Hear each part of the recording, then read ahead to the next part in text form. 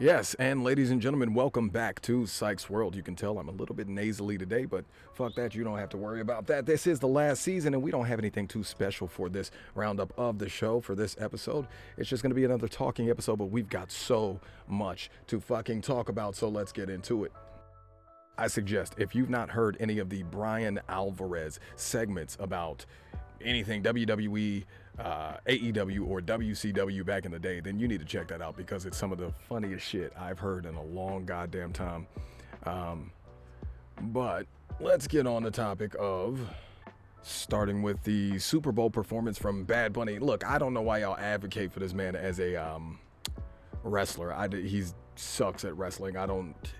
Only you fucking marks who like this new age bullshit. And it's not new age stuff. It's not like, oh, the old way of thinking is awful. You motherfuckers never tried the old way of thinking or wrestling, yet you were quick to criticize it. Whatever.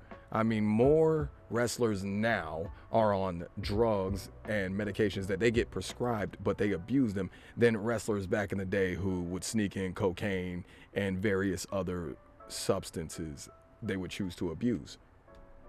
Yeah, I mean, wrestling right now is a bigger disappointment than, waiting for Childish Gambino to release that album alongside that movie that never released. Oh, no, wait, the album did come out. He didn't drop the movie. We're still waiting. We're still waiting, man.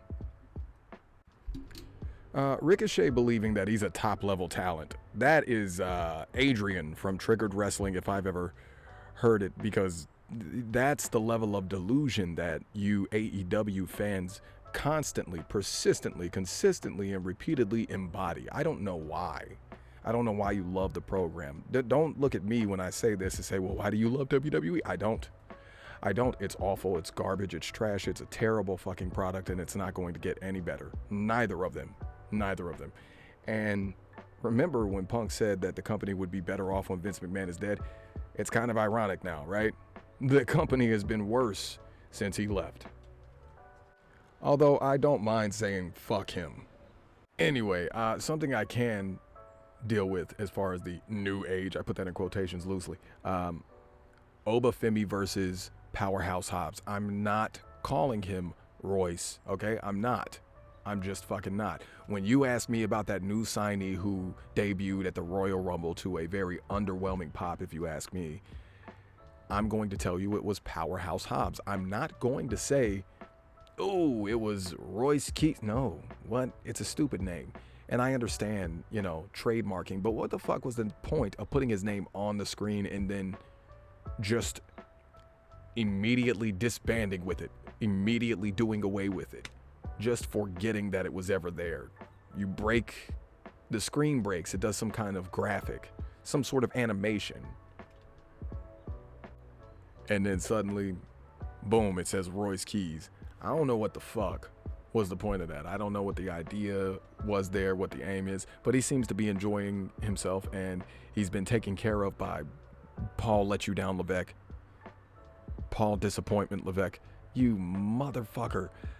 How can you constantly put down, well, we're in wrestling, the wrestling segment of the show, so let's just get into it. How the fuck can you constantly and repeatedly put down Raquel Rodriguez, choose to put over other talent? Stephanie Vaquer is not that good. She couldn't even get the entrance that you personally prepared for her correct.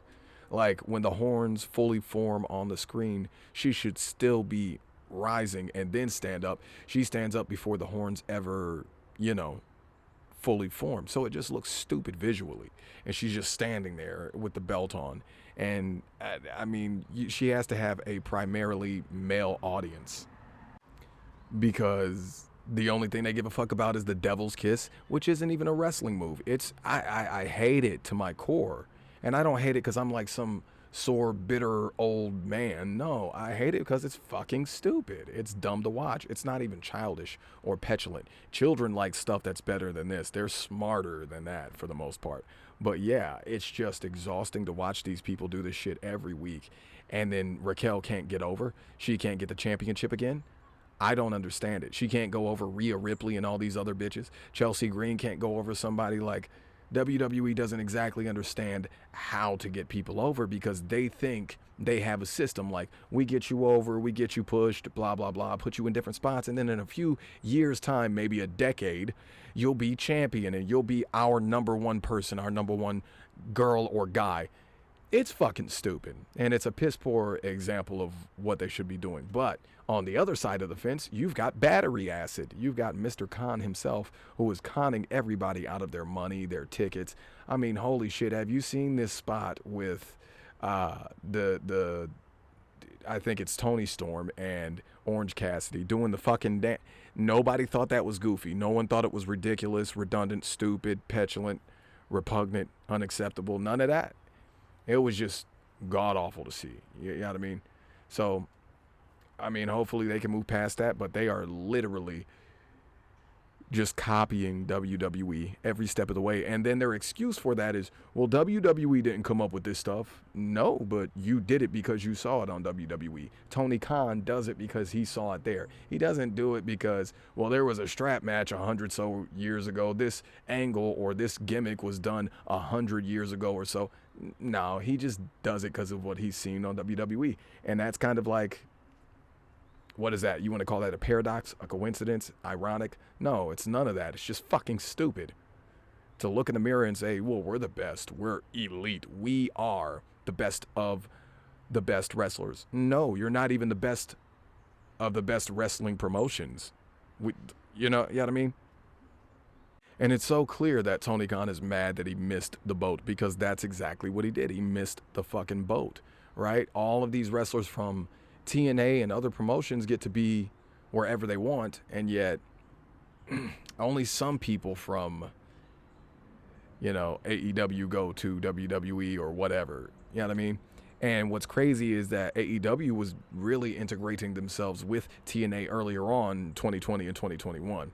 But now, you know, it's just the same old shit that you see every week. And it's because AEW missed the boat. They refused to be a part of the program. They wanted to do their own thing. They thought they were bigger than the program when they weren't even, you know, an appetizer to the program. So it's asinine. And I think it's going to be stuck this way because, I mean, how could the program actually improve? I don't know. I'll get off of the subject of AEW and WWE entirely, but hey, the way the Motor City Machine Guns have been treated is just ridiculous. You know what I mean? But AEW definitely missed the boat here. Anyway, moving on to the next course of action. Let's talk about some music. Let's talk about this J. Cole album. I don't know how I feel about it. I don't think, in no way, shape, or form is this what I wanted from J. Cole. In no way, shape, or form is this a good response to everything that happened in 2024 and 2025. In no way, shape, or form should he have just released the album without directly addressing the stuff. And you could say he directly addressed it. Oh, I don't feel it's my place. But that's all you keep saying, is you don't feel it's your place. You don't actually tell us why you didn't do something. You don't actually tell us why you bowed out of the beef or the battle or whatever you want to call it. But hey, at the end of the day, I get it. It's fine. You want your peace and shit. But I'm waiting to hear you say that you could beat one of those two. I'm waiting to hear you say that you could not beat one of those two. One of those two answers is fine with me and will suffice. But what doesn't suffice is you sitting there pretending that, well, I did it for, you know, me, myself. Quit fucking lying, nigga. Yeah, you did it for yourself so you wouldn't tank your album sales. Everybody wanted to hear from you after you did that. Isn't that crazy? But yeah, I mean, there's not much to talk about when it comes to music on that. Hey, Joe Budden is saying that you niggas need to hop into hip-hop and talk about this ICE stuff. You know what I mean? But I've been talking about that sort of shit for years in my music, like since the beginning. You know, even my mother was like, I want you to make a positive song that uplifts the people. Have any of you ever listened to any of my lyrics, any of my music? Because that's all the fuck I do. Intellect, knowledge, truth, reality. These things reek of desperation and depression and hatred, but also hope and unity and serenity, knowing, belief, fear, anxiety, all things wrapped up into one package that I can easily do on pretty much any track.